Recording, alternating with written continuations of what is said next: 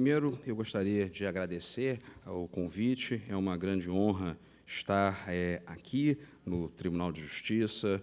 Só estou colocando aqui para não perder aqui a hora, meu relógio aqui. Estar aqui na presença de tantos amigos e acho que até a maior titulação que me faz estar aqui presente é a amizade do Maurício. Eu tenho a honra da amizade com o Lodi, que não vamos dizer há quanto tempo, mas é um pouco mais do que a Constituição. Não é muito mais, mas é um pouco mais que a Constituição. E eu olho aqui para a audiência e vejo tantos que, na vida, me foram professores de direito tributário, de fato, de direito, colegas de profissão, Agostinho, colegas de escritório. É uma grande felicidade estar aqui na mesa o Dr. João Amorim, que é um interlocutor constante. Então, hoje em dia, acaba sendo um pouco mais, com tanto trabalho, que acaba sendo mais petição, eu acabo tendo menos oportunidades de despachar com o Amorim. No passado, eu já fiz mais vezes. É sempre um grande prazer. E é um grande prazer também estar aqui, junto a esse painel, mostrando, você absolutamente bairrista, a grande superioridade da nossa fabulosa Escola de Direito da UERJ, então, é capaz de trazer argumentos contra-majoritários. Na primeira parte da exposição que eu vou fazer, eu vou concordar com gênero, número e grau com o Ricardo Lodi, quando se coloca de qual é o fato gerador, qual é a natureza do fato gerador do ICMS. Eu até vou inverter aqui um pouquinho para não repetir exatamente a mesma coisa do que ele falou e não ficar na posição constrangedora de dizer com o relator, não constrangimento disso, mas para uma palestra realmente seria um pouco constrangedor.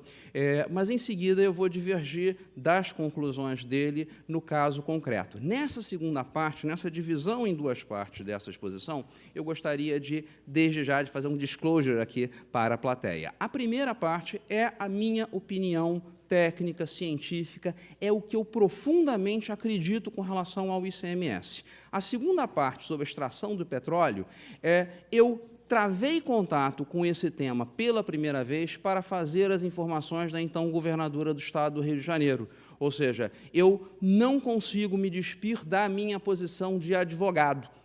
E como quem trabalha junto comigo sabe, eu costumo dizer, um pouco jocosamente, mas, na verdade, eu acredito nisso também, que o método científico da advocacia é dada a conclusão, encontra-se a premissa. Nós temos uma conclusão, o nosso cliente está certo, a gente só precisa descobrir por quê.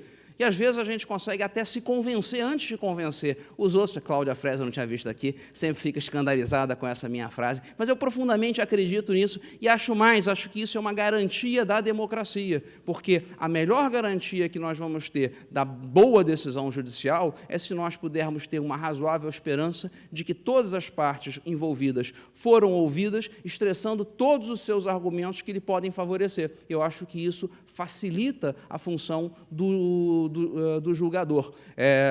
No Tribunal de Ética e Disciplina da OAB, eu também sou um pouco julgador, mas é uma experiência muito pequena, mas eu imagino a angústia de um juiz que tem que julgar uma causa, que sabe que vai envolver uma vida, e ver a defesa foi mal feita, que a questão foi mal formulada. Então, eu acho que a melhor garantia é se nós reconhecermos esse que eu chamo método científico da advocacia. Mas como as minhas, o que seriam aqui conclusões, os fundamentos jurídicos sobre o ICMS na extração do petróleo foram obtidas através deste método científico da advocacia, eu queria deixar claro que, nesta parte, é uma posição de advogado. Não quer dizer que eu concorde ou que eu deixe de concordar, mas eu, até tendo redigido as informações da governadora, eu não me sentiria confortável, se não fosse a minha opinião, de dividi-la. Não é o caso, mas vamos aqui, até porque a hora já está bastante avançada.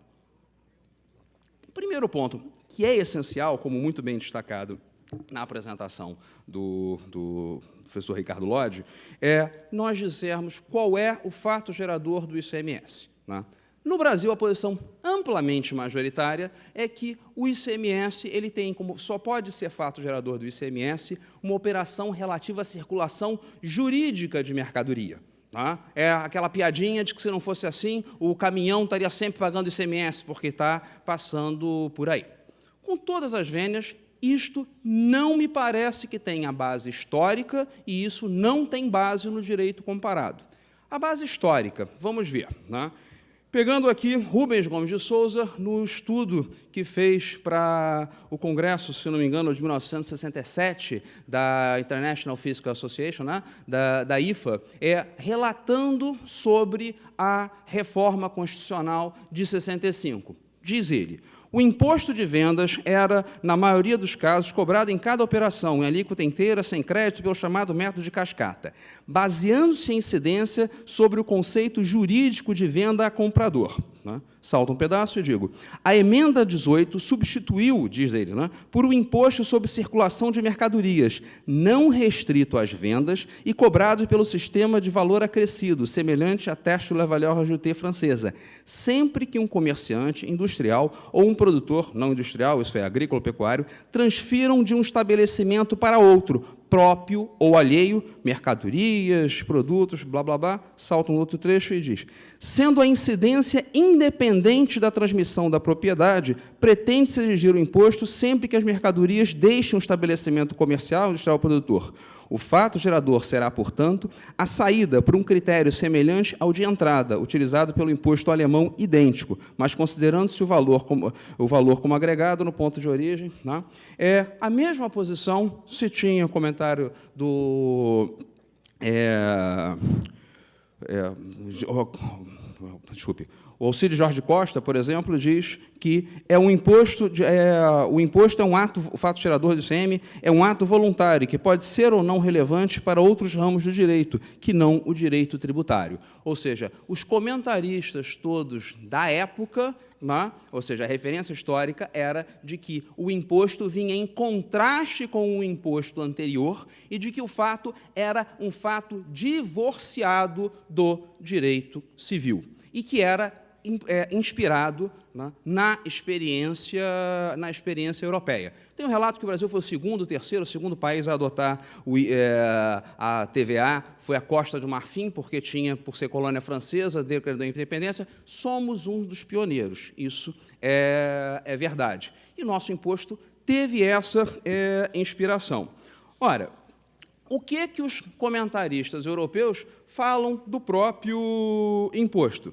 Diz Xavier de Baixo, um dos maiores nomes de Portugal sobre esse tema: o legislador comunitário evitou o uso de conceitos jurídicos oriundos de outros ramos do direito e coloca que a definição comunitária é do poder, de transferir o poder de dispor de um bem corporal como um proprietário, não é como proprietário. Como um proprietário. O artigo 1 está em todas as traduções, salvo a tradução italiana. Né? Porque a própria doutrina italiana diz que a Itália, muito inspirada pelas linhas civilistas, né, adaptou as regras comunitárias à sua tradição civilista, e por isso foi condenada pelo Tribunal de Justiça das Comunidades Europeias, tá? Que disse que a Itália tinha um prazo para se adaptar à diretiva, se adaptou muito bem, se não se adaptou, prevalece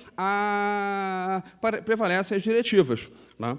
O Tribunal de Justiça das Comunidades Europeias, em 1988, eu não vou tentar falar o nome, porque minha pronúncia em holandês deve ser algo um pouco mais do que patética, mas então foi o caso, secretário de Finanças, então não quer dizer muita coisa, é o caso 320 de 1988, o Tribunal de Justiça das Comunidades Europeias afirmou que a entrega de bens do artigo 5º da sexta diretiva deve necessariamente ser interpretada como significando a transferência do direito de dispor de uma propriedade tangível como um proprietário, mesmo se não houver qualquer transferência da propriedade jurídica.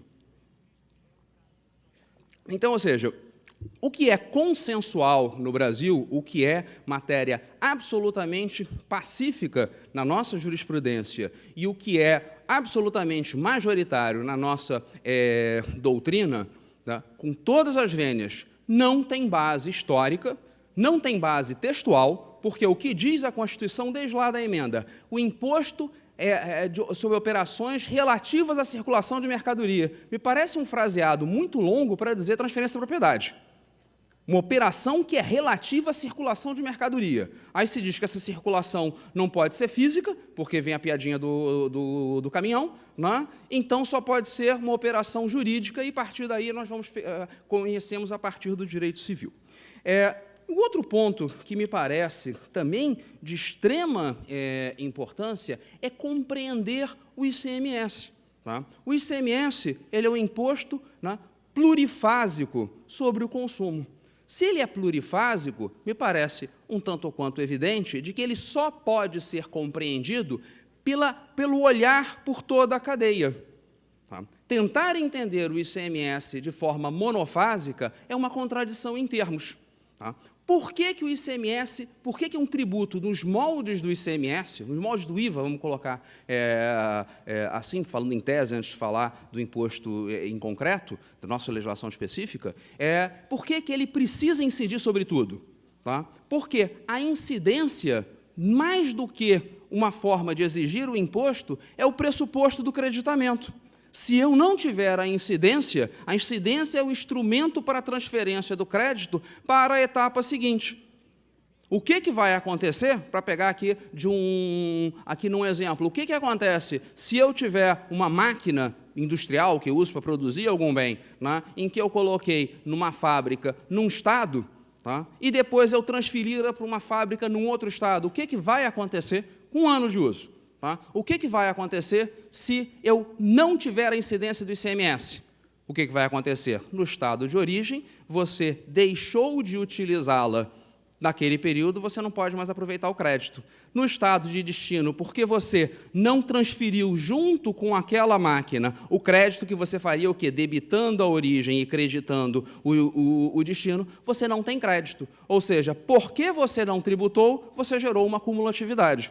Tá? Então, esse é o exemplo extremo. Se nós formos aplicar pelo valor de face a súmula 166, a produção no Brasil fica inviabilizada. Por que ela fica inviabilizada? O Dr. João Luiz já teve oportunidade de sentenciar casos assim. Imagina que eu tenho a Sadia, foi o caso, inclusive, sentenciado, que começa a produzir em Santa Catarina, transfere para um estabelecimento seu no Rio de Janeiro e vende. Se eu não tiver a incidência nessa transferência, o que acontece? Aquela não incidiu na transferência para o Rio de Janeiro, então estorna o crédito de Santa Catarina, né? A isenção e não incidência, salvo disposição em lei em contrário, e eu não tenho crédito para venda subsequente no Rio de Janeiro. Ou seja, a produção integrada através do Brasil fica proibida. Seria, mais uma vez, o uso do ICMS como um profundo exercício de xenofilia, nós gostarmos mais da produção estrangeira do que a produção dentro do Brasil. Então, essas são posições de que me parece aqui há, né, com todas as vênias, um erro profundo da doutrina mais tradicional por não enxergar desta forma correta, que me parece a mais correta, o ICMS. É verdade que há vários problemas, porque o nosso ICM e ICMS é profundamente mal elaborado, é profundamente imperfeito. A discussão, como muito bem lembrado eu acabo sempre chamando, de vez em quando vou chamar de Lodge, mas pelo professor Ricardo Lodge, né, a intimidade faz, às vezes, esses atos falhos. A discussão sobre transferência entre estabelecimentos do mesmo titular se teve um fundamento errado para uma decisão correta. Qual era o problema lá atrás? O problema lá atrás é que nós estávamos falando do ICM, crédito físico, que ativo permanente não dava direito de crédito, tá? E aí você tinha alguém que tinha um produto num lugar, e transferia para outro lugar. Essa incidência era uma incidência patrimonial, violava toda a lógica do imposto, porque nós não estávamos mais falando sobre um ciclo econômico. A empresa, por ativar o bem, não tinha crédito de nada, e você estava fazendo uma operação de débito simples e sem crédito anterior. Pode haver isso? Pode. Importação é exatamente isso. Existe o imposto, ele funciona com complementos de incidências monofásicas. Isso tem importação. Todos os tributos plurifásicos funcionam dessa forma. Mas ali é a questão. Mas se tirou um fundamento em que foi a questão, ou seja, como é que eu faço transferência no meio da cadeia, como é que eu faço transferência de mercadorias, de insumos, entre unidades produtivas em estrados diversos, se eu tiver isso, ou se eu levar ainda ao último limite, você imagina que eu tenho uma grande empresa que tem o seu centro de distribuição num município ou num bairro e transfere para as lojas. Não tem ICMS na transferência de uma para outra? Como é que eu vou fazer o débito depois, gente? Eu faço débito, faço crédito com o quê? Ou seja, se nós olhamos o auto de infração, beleza, tá? Mas a gente tem que, uma coisa é julgar o caso concreto, né? Mas é o resultado chamado dilema do prisioneiro, né? Há alguns problemas com essa expressão daí, algumas pessoas não gostam muito, mas a questão da racionalidade é que decisões individuais racionais, quando se colocam no coletivo, transformam-se, em alguns casos, em decisões coletivas irracionais, né? Então, esse é um ponto. Agora, já que o meu relógio me mostra que eu cheguei em 15 minutos, essa discussão vai longe, o desembargador sabe bem, e todos os outros, que advogado é um pouco como o gás, ocupa todo o tempo todo o espaço de tempo que você deixá-lo falar. Então, deixe-me conter aqui um pouco pelo relógio e passar para a parte em que eu já mencionei mais como que meu contato é um contato mais com a advocacia. Melhor, como advogado. O professor Ricardo Lodge, ele trouxe aqui como alguns exemplos para se retirar a possibilidade de incidência do ICMS sobre a extração. Ele colocou da questão um pouco como se fosse a indivisibilidade do fruto, do fruto em relação à árvore, o fruto não colhido. Colocou que petróleo e gás surgem com a produção, que é um todo, em relação à jazida. Eu queria me basear aqui, não fazer exatamente uma análise positivista, mas assumir como verdade da natureza o que está na lei do petróleo. Não essa última, mas que não foi revogada, diz que petróleo ou gás são hidrocarbonetos em estado líquido ou em estado gasoso na natureza.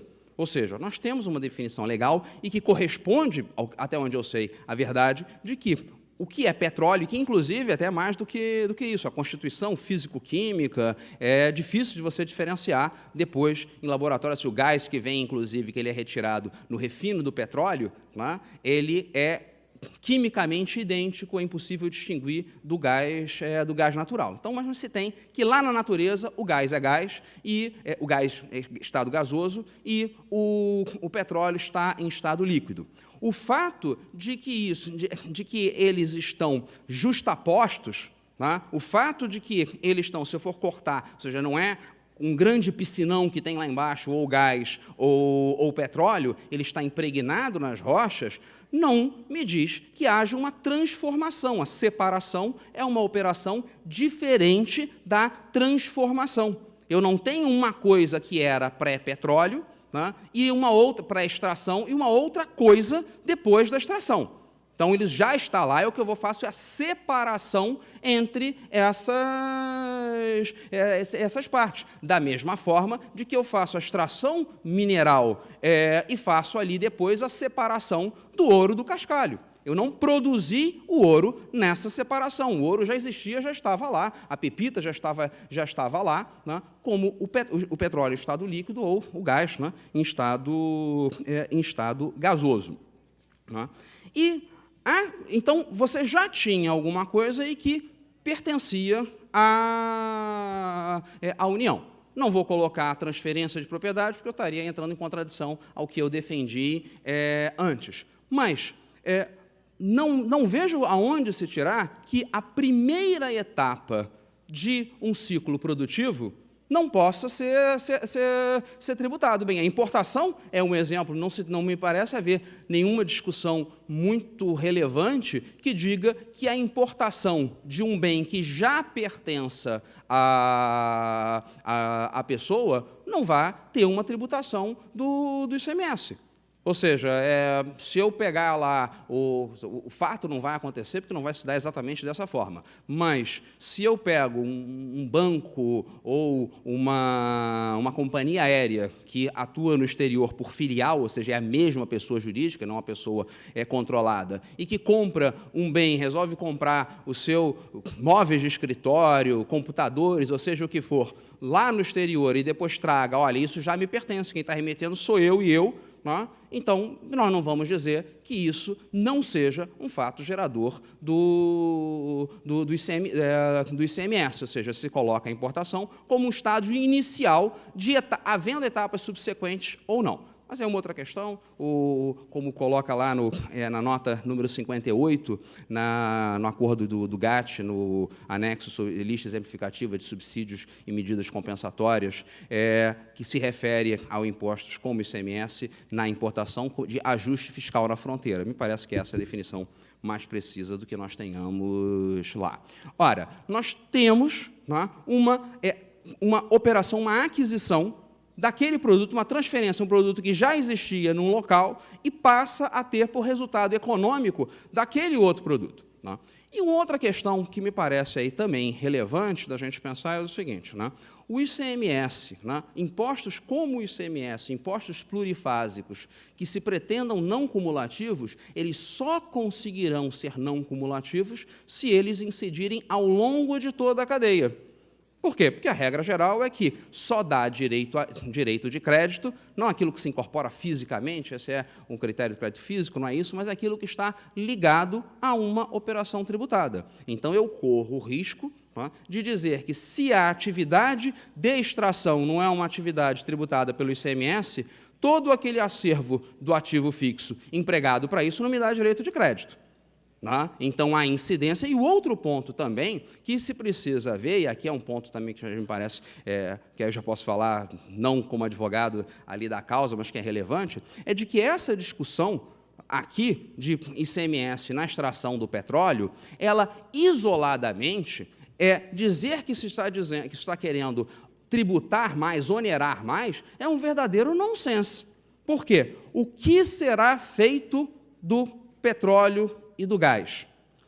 Espero que cada gotinha dele chegue ao local de destino, seja refinado, nada caia no mar, nada se perca no meio do caminho. Se é assim, se é alguma coisa que não tem nenhum sentido como um bem final, né, ele vai ser objeto, em algum momento, de outras operações tributadas.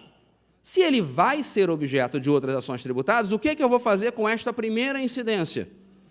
Eu vou gerar crédito para a próxima incidência, né? Isso significará, de alguma forma, aumento de arrecadação para o Estado, se e somente se pretender que, na remessa interestadual, o crédito seja glosado. Então, essa que é a questão, né? Isso pode ser, ou seja, o Estado vai receber antes. Sim, antes na primeira rodada, um jogo de N rodadas. Se eu recebi no mês de janeiro o que eu só ia receber em março, maravilha, em janeiro eu estou às mil maravilhas. Mas quando chegar março eu não recebi aquele valor. Eu vou estar com outro. Então, essa questão, é mais ou menos como a antecipação do 13º. É lindo quando a gente recebe a primeira parte. O segundo contra-cheque é quase o nada consta. O que tem ali é só para pagar os descontos, porque tudo está sendo descontado ali dentro. Então, é um jogo de como se fosse pegar um dinheiro emprestado, né? Você paga não recebendo num outro momento. Então, a discussão é a outra, é se eu vou me creditar ou o que eu vou ter que estornar num outro momento. E o exemplo bastante feliz da coleta de frutos, me parece que esse é o exemplo perfeito, sim. Mas esse é o exemplo perfeito de um precedente que o Supremo já julgou 13 acórdãos, todos unânimes, que era a questão, na Constituição passada do ICM, da questão da cana própria, em que se tinha um imposto federal que era sobre combustíveis, então a cana utilizada para álcool, ela não era sujeita ao ICM, ela era sujeita ao imposto sobre combustíveis, e a cana que não fosse utilizada para álcool, você teria o ICM. E, eventualmente, você tivesse um ICM antes da operação de transformar em álcool, você ia ter um ICM que virou custo, você não aproveitar para nada, por operação subsequente não foi tributada. Então, quem quiser ver, Sujaná, isso daqui vou ler aqui, tem a Nadim, que não foi julgada ainda, 3019, isso está na página 13 da informação da governadora do Estado do Rio de Janeiro. ICM, constitucional e tributário. ICM, cana-de-açúcar para a produção de álcool carburante. Imposto único, combustível líquido, artigo tal da Constituição de 69, artigo do CTN. Cana-de-açúcar não é combustível líquido, embora sirva como matéria-prima de produção de álcool carburante. Este, sim, combustível líquido. Assim, a cana-de-açúcar é apenas o bem, a matéria-prima existente em si mesma que, industrializada, se converte em álcool carburante. Não assim a cana-de-açúcar, que, como mercadoria, pode ser objeto de circulação jurídica e econômica, sujeita ao ICM, hoje ICMS. E qual era o caso? Tá? Se tinha a fazenda, o terreno, se tinha o arrendamento disso para uma usina, e que você tinha uma partilha de produção. Se tinha cana, a usina colhia a cana, se tornava, ao fazer a separação, a cana, ao deixar de ser imóvel por acessão física e se transformar em bem móvel, ia para a usina, e da usina ela já saía não no campo do ICM, mas sim no campo do Imposto Único sobre Combustíveis. O Supremo disse que nessa separação física, nesta cana que, segundo o anterior, era bem imóvel por acessão física pertencente ao dono da fazenda, no momento do corte havia fato gerador do ICM, tá? E que deveria ser recolhido, pouco importando que depois não tivesse fato. Então, me parece que esse é o exemplo e exatamente o que nós temos. Nós temos, lembrando que eu já estou voltando a falar, que isso é lendo aqui a partir da petição, que nós temos o petróleo ou o gás natural que já existia na natureza antes dessa separação, era um imóvel por acessão física, há essa separação, no momento dessa separação, a aquisição do produto, né, da cana lá, do petróleo, aqui, pelo contratado, né, e aqui sim, havia lá o ICM e há aqui o ICMS. Tá? Essa é que parece ser. Na nova legislação, na legislação do pré-sal, porque a etapa do pós-sal, ou que não seja etapa áreas que sejam do pós-sal e que não sejam consideradas estratégicas, a legislação anterior continua vigendo. Né? O que nós temos? Ora, a diferença é que nós temos aqui uma figura de pagamento in natura, ou seja, nós temos pagamentos, né, o equivalente a pagamento, a remuneração do contratado no óleo custo, no óleo lucro, né, mas me parece, aqui é a compreensão da matéria de fato, não me parece que aqui nós temos o quê? Nós temos a entrega de produto a esse contratado. Tá? Pode ser que se veja, né, que se estruture como a venda sendo feita pelos consórcios. Agora, o consórcio, historicamente, no direito tributário, tá, ele é uma entidade transparente. O que é uma entidade transparente em termos tributários? É uma entidade que você não a enxerga, você olha para ela e você vê, né, através dela as entidades que a controlam, ou seja, os fatos tributários são imputados, né, aos participantes do consórcio e não ao consórcio em si. Houve algumas mudanças mais recentes nessa matéria, mas historicamente é isso, e como essa mudança para tributos federais, não me parece muito claro que ela se aplicaria e que ela geraria uma mudança de percepção quanto ao consórcio, especialmente para fins de ICMS, como uma entidade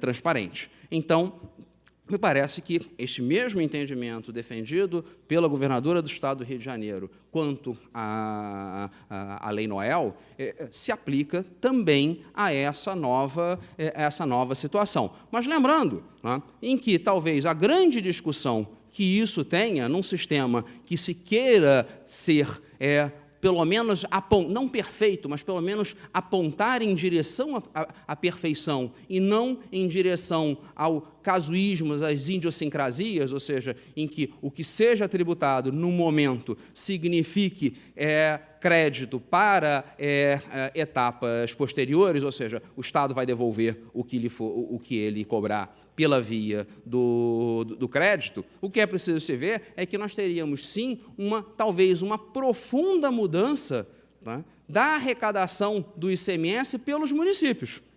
Tá? Porque nós temos aí um outro problema, no caso da Petrobras, o Estado do Rio de Janeiro tem uma questão um pouco peculiar, ele concede à Petrobras o estabelecimento único, ou seja, a Petrobras é como se fosse um único estabelecimento. Me parece que, nessa figura, nós teríamos que considerar cada plataforma como um estabelecimento, e a hora que nós fizermos uma incidência dessas e cada plataforma como um estabelecimento, nós vamos mudar, né, a Declan, nós vamos mudar o índice de participação de valor agregado em cada um entre os municípios. Ou seja, o jogo de perdedores e vencedores é muito mais dentro do município do que o Estado ganhando mais do que outro. Agora, se realmente se for cobrar o ICMS para não dar crédito em etapas subsequentes, nós vamos ter realmente aí um grande